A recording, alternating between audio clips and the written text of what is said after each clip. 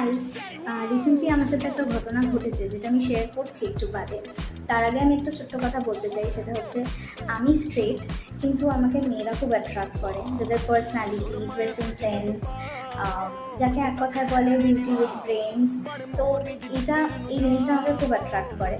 একটা ছেলে যদি আমাকে এসে কমপ্লিমেন্ট দেয় বা কিছু বলে, তো জেনারেলি আমার মনে হবে যে সে ফ্লার্ট করতে আসছে, এক কথা।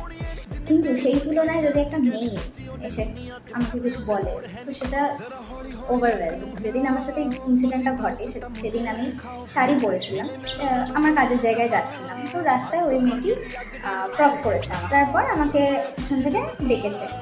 মেয়েটির বয়স মেবি 25 to 30 মধ্যে হবে, আমারই বয়সী বলতে গেলে। আমাকে দেখে বলছে যে তোকে একটা কথা বলতে চাই, না বলে পারছি না, তোমাকে ভীষণ মিষ্টি লাগছে দেখতে। তো এই যে বললো, তো আমিও ওকে উল্টে কমপ্লিমেন্ট দিলাম যে তোমাকেও খুব মিষ্টি লাগছে, খুব সুন্দর লাগছে দেখতে। সো এই যে কনভারসেশনটা হলো, কিছুক্ষণ একটু কথাবার্তা হলো, তো এই জিনিসটা আমার এত ভাল লাগলো, এত ভাল লাগলো। আর সেদিন সেদিন আমার মানে হয়ে গেছে, সেই দিনটা একদম ফুলফিলড।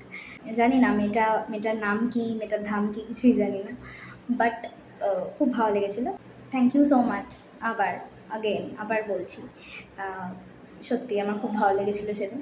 তো এটাই।